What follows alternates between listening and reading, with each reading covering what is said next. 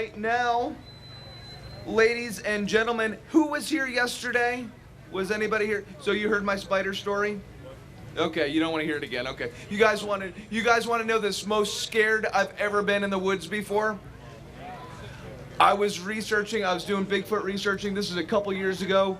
I was in Stoke State Forest in northwestern New Jersey, and I was in a mummy sleeping bag. I was in 2 mummy sleeping bags. It was so cold, right? But this moonlight was shining down through the forest, and the shadow of this thing that came down over my head came down. And what was it? Spider. Most scared I've ever been. There's an audio clip of me screaming somewhere. I don't know where it is. But anyways, ladies and gentlemen, let me introduce you to Jim. Jim Bordwine was raised on family land in the mountains of Virginia. His family has been there since the 1760s. That's crazy. He was always interested in the phenomena. He had his own encounter when he was 13 years old. He has researched it and spoken about it at several festivals. Ladies and gentlemen, give a warm welcome to Jim Bordwine.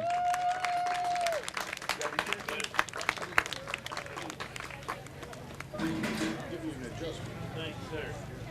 I've got a bad knee. Yes, sir. Thank you. All right. Thank you very much. Appreciate y'all being out here today. Like I said, my name's Jim Bordwine. Folks call me Diamond Jim. For one thing, if a lot of folks might recognize me if y'all familiar with the show Mountain Men on the History Channel. I did a couple episodes of Mountain Men. I played the mountain. So, but anyway, no, I was really on the show. I ain't lying. I used to be there used to be a show called Civil War Journal on the History Channel. I used to show up on a lot. And if any of y'all do Facebook, I'm part of a comedy group based out of the Pigeon Forge of Smoky Mountains called Hillbillies in the Holler. If any of you look it up, but you got to spell it the way I say it. Don't try to spell it like he taught you in school. You'll never find us. Now, like I said, Mike told y'all from Virginia, but like I said, if y'all can't tell, I ain't from around here. And I've had people say, Jim, is that really the way you talk? Yeah, this is it. I ain't putting on no act. It's really the way I grew up talking. English teachers hated me in school, but hey, it is what it is, you know. Like I said, even when I was just young, and I was always interested in the phenomenon of Bigfoot, you know, anything paranormal, ghost stories, UFOs. I always loved all that stuff, and I read about it all I could. Well, when I was 13, I had my own experience. Like I said, where we live at, the land we live on, our family has been there since the 1760s. And we've been blessed, we own from the road in front of our house up to the top of the mountain behind us. And so I had run all over them woods all my life growing up. But one time in the fall of that year when I was 13, it's just a few years ago really, but me and a friend of mine was out in my backyard just, you know, killing time one evening. And I looked up in the pasture, there's an old cabin up there near the edge of the woods my great-granddaddy had built. And my horse was up there and she was acting real skittish, you know, she was acting really strange. And I said, well, let's go up there and make sure she ain't got hurt or something. You know, she might have got, something might have bit her, might have got cut up or something. I don't know. I wanted to go check, make sure she's okay. So we walked up there and I petted her and got her calmed down, checked her real good. She wasn't injured, but she was still acting a little skittish.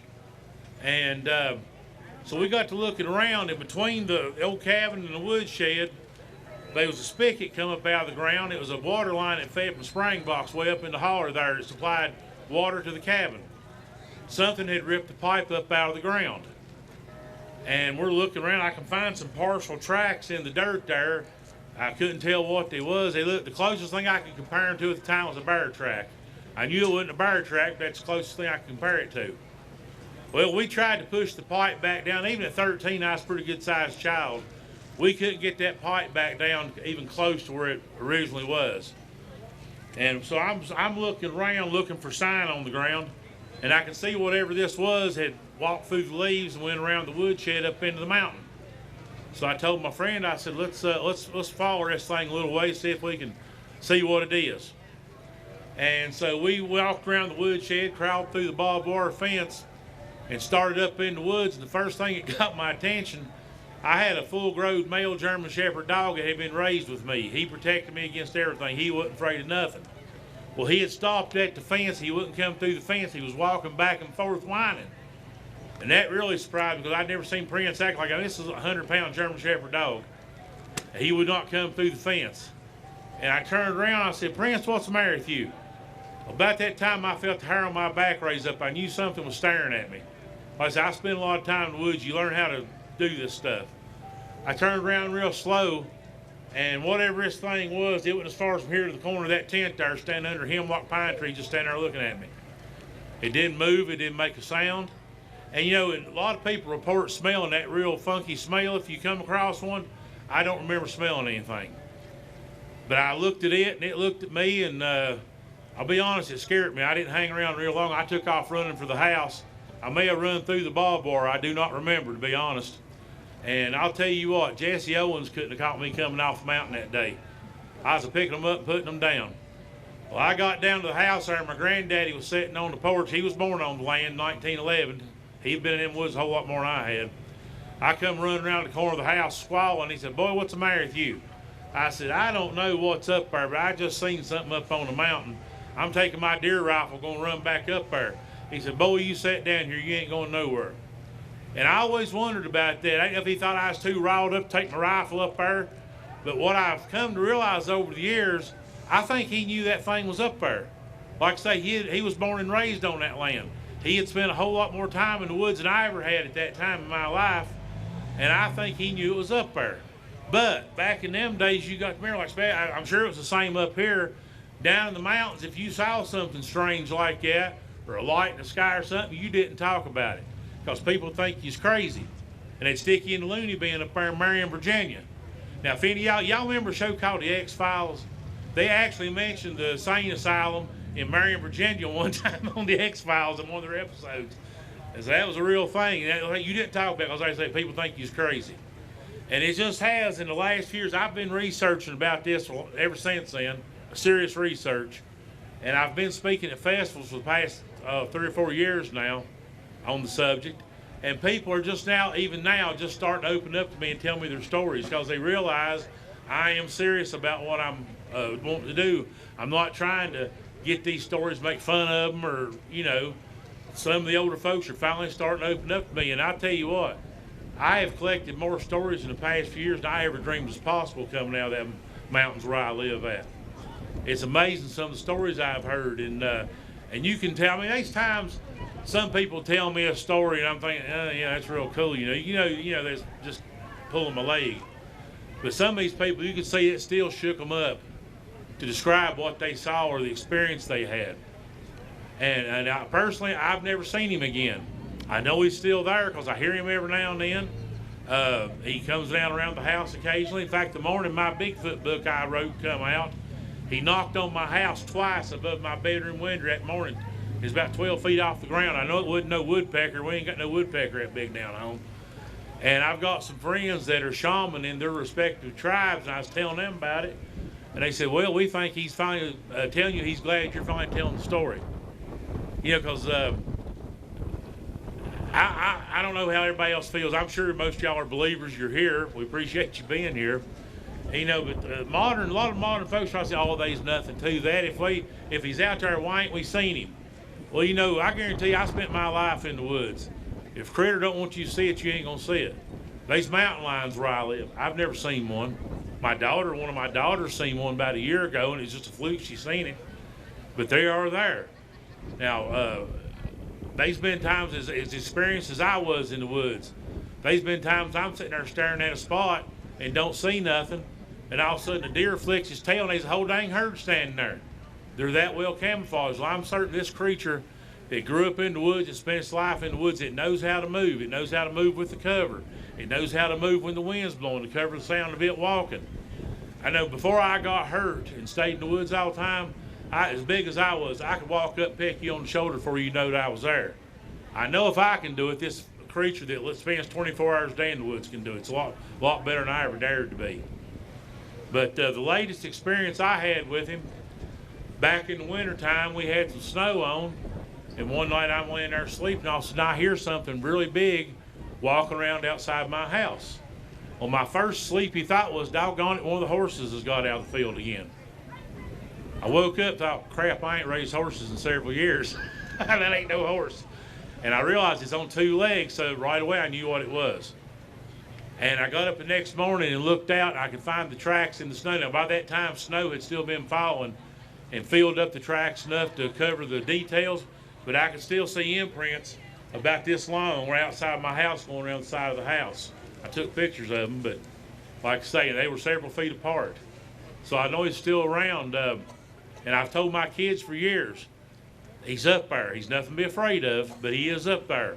In fact, the shaman I mentioned earlier said, you know, the old natives in our country, they've had stories of these creatures going back hundreds of years, and they were considered a guardian for the land and for their tribes.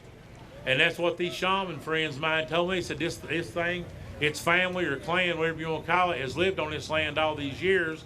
It takes care of your land, and it's a protector of your family. I got to tell you, that makes me feel a whole lot better. Because something weighing several hundred pounds, it ain't nothing but solid muscle. That ain't something I want to make mad, I guarantee it.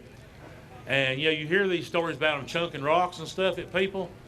I think that's just a warning. I don't think they're actually trying to hurt you, but it's just a warning. Hey, you're getting a little too close. Would y'all turn going down the trail, you know, go somewhere else? You're in my backyard now. But like I say, I've told my kids for years it's still around. It's nothing to be afraid of. Well, a few years ago, my son had come out one night to see me after he got off work. And before he left, he walked outside to get me some firewood out of the woodshed. And he come back inside, he had a kind of funny look on his face. I said, what's the matter, buddy? He said, I just seen something out in the backyard. I don't know what I seen. I said, well, what did it look like? He said it was real tall and on 2 legs. And when my flashlight hit it, it jumped about 20 feet and landed in the creek bed out there. And then it took off up through the pasture and went right into the gap of the hills where I saw the one I seen years earlier. And I said, well, I've told you, you know, that he was still around. You got to see him. Well, the funny thing was, he left then and drove home. And when he got home, he called me back and said, I seen it again. I said, what do you mean? Well, there's an old building there on our property. It was my grandparents had a country store there back in the 40s and 50s. It's just a shell now, you know, it's not in great shape. It was standing inside the building looking out at him when he drove by. He said he could see the eyes, and that's what got his attention. He couldn't figure out what those lights was he saw, and he slowed down. I said, did you stop and look at it? He said, heck no, I didn't stop. I sped up and got out of there. I didn't want to see it no better. I said, well, like I say, I'm glad you saw it because I want you, you know, to understand what it's here. Well, he came back a few nights later and had one of his friends from work with him. And once again, before they left, they went out to the woodshed to get me some firewood because it's cold and I've got a fireplace there in my house. And they came back in and his little friend Michael said, Mr. Bordwine, I do not know what's over there. But it's a good moonlit night. He said he saw something really tall. He said it was 8 or 9 feet tall walking through my pasture. And he described it. And his head had a little point to it and the arms being so long. And he said, I know it wasn't no man. I ain't never seen somebody that tall, no way. And funny, Michael's never come back to visit me again after that trip. So like I said, I know they're out there. Thankfully, like I say, my first Bigfoot book had come out a little over a year ago, is doing well, I'm humbled to say. And my publishers asked me to do another one, so I've been gathering new stories. And it's funny, I was coming home the other day in that valley I live in, saw a childhood buddy of mine there. I hadn't seen him out for a while, so I pulled into his driveway, was talking to him.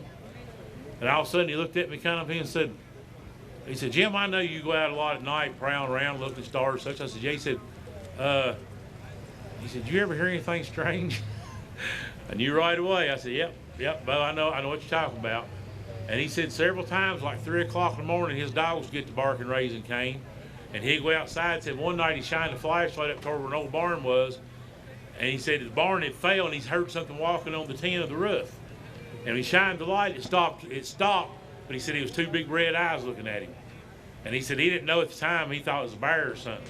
But then he realized how high they was off the ground. He said, knew no bears around there that big. And he went out the next morning and found a fresh footprint there in his yard. But before he could take pictures of it, his son and his friends was up there all excited looking at it. Their dogs was up there and they got there and ruined the track before he could get a picture of it. And then he told me these other nights he's been outside and could hear vocalizations, hear one on the ridge above his house, talking one across the valley on the ridge of my house. There's hollering at each other. And so I said, good. I said, Bo, I'm glad you've seen this and you believe it, because I want to get with you to add the stories to my new book, you know. And like I say, people have opened up to me so good about stuff that a feller lives on the ridge up above me there. He's got a creek comes down. They've got it dammed up in one little place. He said one night he was walking in home. He got off work, was walking up the holler to go to his house. And said he looked down and he saw something at that little pond down drinking. He thought it was a bear at first. And all of a sudden the thing stood up and said it was several feet tall. And turned around and looked at him and said it was a kind of a grayish brown color.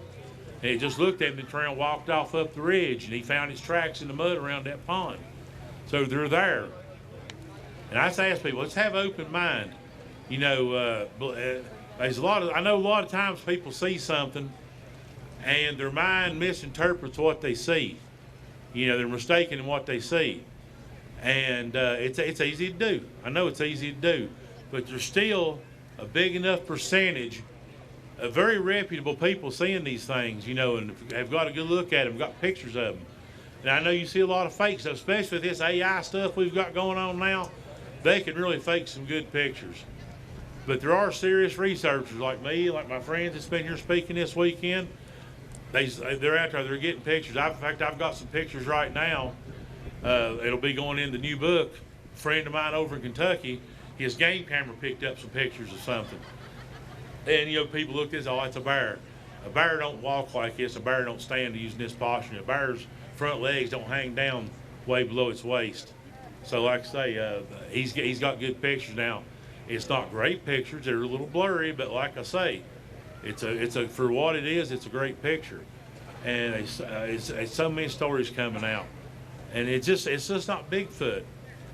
You know, there's all kinds of paranormal activity on it. I know over where I live there's a lot of ghost activity going on. And people ask me, he said, well, why do you think there's so many ghost sightings and stuff like that? Well, that valley I live in, the natives have been there for thousands of years. The town that we lived near was a natural salt lick, so those first natives found this place. They was trading salt to other tribes. And those tribes would get outside, they'd fight, you know, they'd fight to the death. Well, Spanish soldiers coming there in 1567 destroyed the village. And in their records, they claimed they killed over 1,000 natives. Well, then, you know, then that went on after that. The natives in the area, when people would come through their hunting, they didn't like them trespassing. They was fighting, the natives and the Europeans were fighting. Well, then when the War of Northern Aggression, y'all remember that thing you studied about in school? That war where y'all come down there and try to tell us how to live? Anyway, after the first few months, that little town I lived near was the only major salt producer left in the whole South. Now, I know most of y'all, especially the ones y'all's got gray hair like me, you know why salt was so important. They didn't have refrigeration back in them days, and the salt was used to preserve food. That's all you had. So, I mean, there was a time in history salt was literally worth its weight in gold. Well, back then, especially in them days, salt was very important. You had to have preserved food. Well, the Yankee Army figured if they could stop the salt being made down home, they could end the war sooner, because without salt to preserve the food, you can't feed your armies. You know, and anybody who reads the history knows our poor old boys about starved to death as it was anyway. We just didn't have the supplies y'all did, and the infrastructure to support the armies. So there were several fights in northeast Tennessee and southwest Virginia where the Union Army was trying to get in there to the salt works. Well, they finally managed to get in there in October of 1864. 6,000 Yankee troops attacked the town.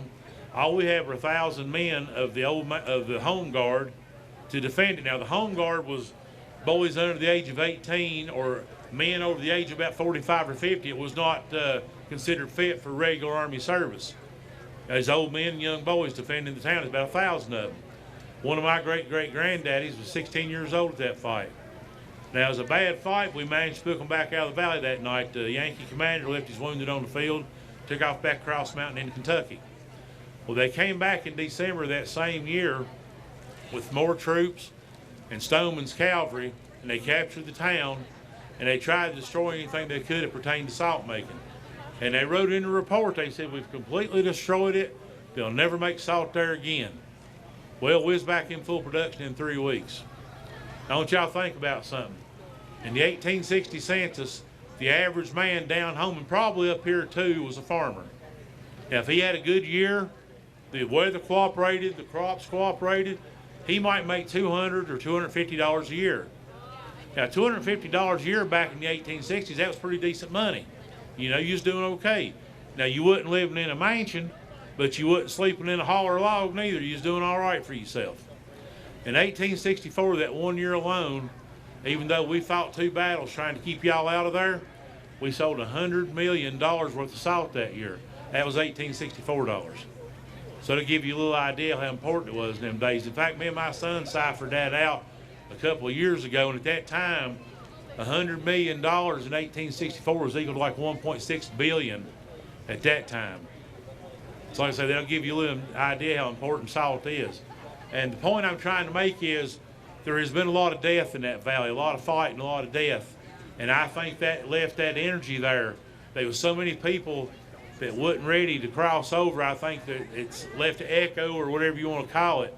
There's so many sightings of spirits there and stuff. You know, we've when we were doing our annual reenactment down home, there was an old house there on the edge of the battlefield that was there during the fight. And in fact, if any of y'all know you Civil War hit, y'all ever heard Jeb Stuart? Jeb Stuart was the cavalry commander of Army in Northern Virginia. His family lived right across the mountain from me, and believe me, they swung a big stick in Virginia. They were very rich. Well, one of the reasons the Stuart family is so rich, Jeb's brother, William Alexander Stuart, owned part of the salt works there near where I live, and he lived there. It was his house in the valley to kind of keep on the family possession there, you know, to run it and make sure it was run right. And so that's where they got a lot of their money. At one time, the Stuart family had the largest ranch east of the Mississippi River. They had like 45,000 acres under title over there, and they still swing a big stick in Virginia where I'm from. One of Jeb's nephews was a governor of Virginia at the end of World War I. I'll tell you a little funny story. The second battle took place on December 20th of 1864, and the story we get is, you know, the Yankee officers of the who captured the town, they used William Alexander Stuart as their field headquarters while they was there, because it's one of the nicer houses in the valley. And the story we get is the Stuart children that was living there at the time was afraid Santa Claus wouldn't come that year because them damn Yankees was in their house. I don't know if he showed up or not that year, to be honest. I like to think he did. But like I said, I think that's one of the reasons that town has so much paranormal activity going on. There's been a lot of death there, a lot of violent death there because of the fighting between the natives and the Spanish, and then the natives and the white settlers. And then when the Civil War come around, we fought 2 battles there. It was a rough time. It was a hard time. It was a hard place to live in back in them days. So, like I say, it's a very interesting place to be. Such a small town. It's got a great history. It's all because of that salt in the ground there. You know, the town's only got a population of about 1,700. There's one red light. It's in a place that makes literally no sense to me whatsoever. I don't know why it's there. And now this is the point, especially a lot of youngins, when I tell them this, they think I live in the Stone Age. The closest Walmart to me is like 30 miles away. So they think, oh my God, how do you live like that? Well, I kind of like it, to be honest. But there's been so much different things going on there. I finally got a little people sighting. I know a lot of the natives talk about the little people in the mountains. I'm sure y'all have read about that. Well, some friends of mine were coon hunting here a few years ago. And like I say, once again, I could tell I know they were serious about what they saw. Maybe they were mistaken, I don't know. But I know they were serious about what they was telling me by the way they took on when they was telling me the story. They said they was coon hunting, it was getting dusky dark, and their dogs got to acting really strange. And they said they looked up into this rock break and they saw 2 little men about 2 feet tall running up through the rocks. They dove under this overhang and disappeared. And they got up there and of course looked, they couldn't find nothing. But they said to this day they won't go back to that area. It's scary. It freaked them out so much. Where I live at in the mountains there, a lot of Air Force activity takes place. They practice flying through there, flying under radar. And I've seen some really weird things coming through. A lot of military jets. It's just really amazing to see. I remember one day me and my son's there at the house, and the house started shaking. You could hear this deep motor. He said, "What in the world is that, a big truck?" I said, "No, come out here." We were outside. There were 6 osprey flying over the house in formation. One day, now the worst thing I ever seen, one day I stepped outside and looked up. I saw a Soviet MiG flying over. I said, "Oh crap." I run back inside, turned the TV on, see if we was at war or something, you know. Then I realized, no, that's just one of the captured ones. I guess they've got their test flying it through here. But I've seen some wild stuff, and one of the things we seen back in the late 80s, we started seeing a triangular craft flying over. I saw it one night. I stepped outside, rolled my windows up before I went to bed, and as habit, I'm looking at the sky. This huge triangular craft is flying very slowly over my house. It's going west to east, heading toward the town I live near. It was moving so slow, I had time to get my spotting scope out of the truck and watch the thing all the way out of the valley. Well, I never really mentioned it to nobody. Well, the week later, I was at a historical foundation meeting, and after the meeting was over, you know how you stand around, cut, carry on a little bit, talk. I overheard one of the guys describing something he had seen the same night I did, and I said, "Wait a minute, did it look like this?" And I drew a quick diagram. He said, "That's exactly what I saw." He said, "Do you mind if I use you to corroborate my story?" I said, "No, go ahead." Well, the next morning, one of the big towns we live near is Bristol, Virginia / Tennessee. If there's any race fans out there, you know what Bristol is. There you go. I'm about 40 miles from Bristol. Well, that's the big newspaper in our area. The newspaper come out, and the front page story was a lot of people had called in reporting seeing this thing flying around. And it had my name and my buddy's name in there as two of the witnesses that seen it. Well, at the time, I was working for a defense contractor. I got my foreman coming to me that morning and said, "Jim, they want you up at the front office. What have you done now?" I don't know. I went up there with the top 5 men in the company, started questioning me about what I saw. And they kept me out there quite a while. Well, the friend of mine who asked me if he could use my name, he got a call from an Air Force colonel up at Langley. And I don't know what the guy said to him, but shook it up. He would never talk about it again after that. Well, a couple of years later, me and my oldest daughter was coming home one night and happened to look up. I saw that triangular craft up there. It was just hovering this time. And I stopped and said, "Look, Jesse, there's what I seen a few years ago." So we watched it hover for a while. We finally went on home. When I got home, I called my friend and said, "Mike, guess what I just seen?" He said, "I don't want to know." And he hung up on me. Wouldn't even talk to me. And the strange thing was, a few weeks later, there's a town up above me called Withville, Virginia. It's at the crossroads of Highway 81 and 77. They had a huge sighting going on for weeks there. People were seeing this triangular craft. And there was a show back then called Unsolved Mysteries. Came down there and did a segment on the sightings they were having in Withville. So there was something going on. I still tend to think it was a military craft, but the technology was way beyond anything we should have had at the time. So, they're finally starting to admit we've had crashed UFOs since the 40s. I think that's what they were doing, that technology, they was trying it out up there. So it's like I said, it's an interesting area. There's just so much going on up there. The Bigfoot sightings alone, that's been my main focus of study, but I like it all. I like it. I even got a lake monster sighting from northeast Tennessee. So that's something I'm looking more into before I really want to talk about it much. One of my Bigfoot stories, in fact, he was a cousin of mine, told me about his Bigfoot sighting there in the hills where me and him was raised up at. And we was talking, he said, "Jim, what do you think about these sea monsters and lake monsters?" I said, "Well, Nathan, I believe in them. I do." He said, "Well, I'll tell you this then." He started talking about being fishing at a lake not far from where we live across the Tennessee line. He saw something huge in the water he couldn't explain. So I'm fleshing that story out before I really want to talk about it much, But like I say, it's an amazing time. I'm glad that people are finally starting to come out and be open about what they're seeing, and talk to me about it. And I'm sure it was the same where most of y'all was raised up, but the old folks didn't talk about stuff like that. And like I say, I know, looking back, I know my granddad knew that critter was up there on the mountain, but he would not talk about it. Plus, my granddad, he was raised up through the Depression. That formed a lot of the ways I think, the way I think today. And these old folks, they would never talk about themselves much. And my granddad, he was a moonshiner. Our family has made liquor for a couple hundred years. In case there's any law out there, I don't do it. Okay, but anyway, and he was known as one of the strongest men around. Now, I'm a pretty good sized child. I've got a pretty good paw, but when I get up next to that man, I was like a youngin's hand next to him. He was so strong, and believe me, he was pretty near 80 before he died. I wouldn't have asked that man for any amount of money, especially if I was in arm reach of him, because he'd have tied me up like a pretzel. And I remember one time he got put in prison for making liquor, and they had him out on the road busting up rocks to throw in the rock crusher to make gravel for road projects. And to take a break, he'd pick up a rock too big for the rock crusher to handle. He'd chuck it in there and he'd jam the thing up, and that would give them a break, you know. And I said, well, how much did the rock weigh? Oh, it wasn't that big. It wasn't that big. And I kept asking, I kept passing. I said, come on, Granddaddy, how big was the rock? Oh, it couldn't weigh no more than 500 pounds. Dear God, yes, sir, yes, sir. You need to take a cold drink, you know. So like I say, it's an interesting area to grow up in. I'm so blessed to be there.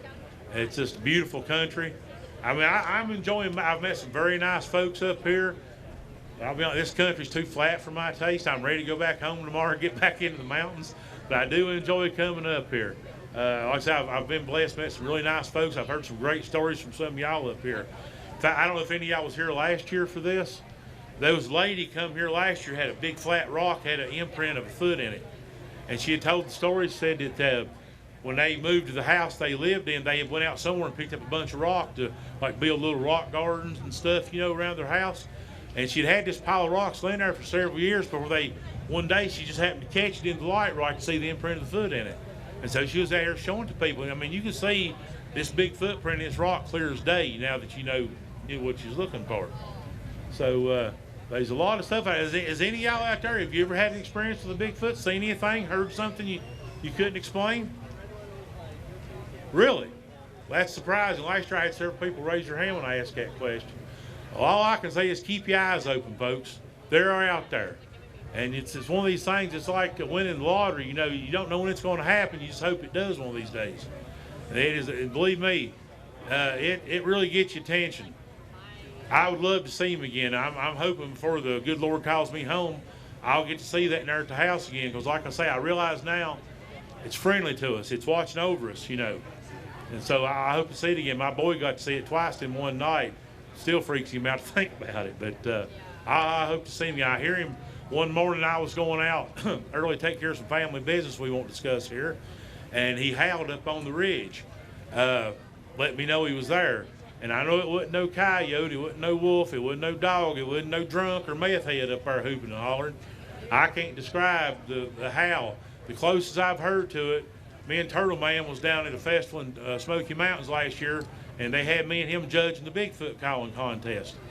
And there's one old boy cut loose standing beside me, and I tell you, the hair on my back raised up. I said, dude, you win. I said, I ain't got to hear nobody else. That's the closest I've ever heard to the howl I heard that time, right there at the house. So, like I say, they're out there. There's a lot out there. You just have to open enough mind to look for it, to look for the proof. I don't ask you to believe everything I'm saying, you know, or these other guys said. Be open-minded enough to look for it for yourself. Research it yourself. It's like I believe there's life in other worlds. I cannot believe. I know the good Lord's got a good sense of humor, but I can't believe He'd make this infinite universe, and we're what's stuck here. Yeah, you know, I don't buy that. I think these other folks out there. People says, well, if they're out there, why don't they come down here and see us? Well, look at this crazy stuff going on in the world right now. Would y'all? I figure when the aliens fly by, they roll up the windows and lock the doors when they go by Earth right now until we get some sense about us.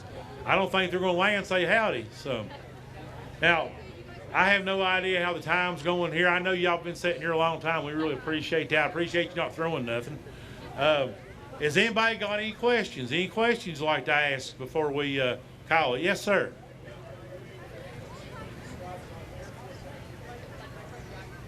Virginia.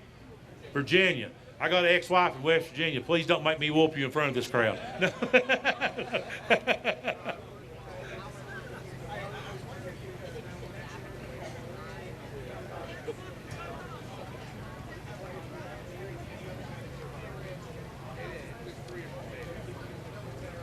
No, that was the only time I ever got questioned about anything, because at the time, even though I was researching stuff, I didn't talk about it a whole lot. I hadn't wrote no books yet or anything. People that knew me well knew I was interested in the subject, but that's the first time my name was put out in public in conjunction with something unusual. And like I say, these were like the 5 top men in the company, and they was asking some serious questions about what I saw. I won't be describe every little thing. And like I say, it was a triangular craft, and either it was very big or it was flying low. I couldn't tell because it was dark. I couldn't get an idea of how far away it was from me, but I could see it really clear. And it didn't make any noise. That's the first thing that got my attention, because it was not making any noise whatsoever. Nothing. And the boys that saw it over in the town I live near, when they saw it, it was doing those wild maneuvers where it's like making the right angle turns without slowing down. But when I saw it, it's just flying low and slow through the valley. So that's the only time I was ever questioned. Now I'll tell you another little funny story. I did Civil War reenacting for years. I was Confederate Mounted Cavalry. In fact, I was at the 125th anniversary of Gettysburg. Got my picture on the cover of the Baltimore Sun because I captured the Union battle flag during the cavalry battle. Yay me. It didn't show them Yankees jumping on me and taking it back after he took the picture, thank goodness. But one of the number 2 man at the defense contractor I worked for at the time was a Yankee reenactor. And we were great friends, you know. It's funny, every now and after time we come back from these battles, I get a message from my foreman, Mr. Kent wants to see you in his office. What have you done now? I don't know.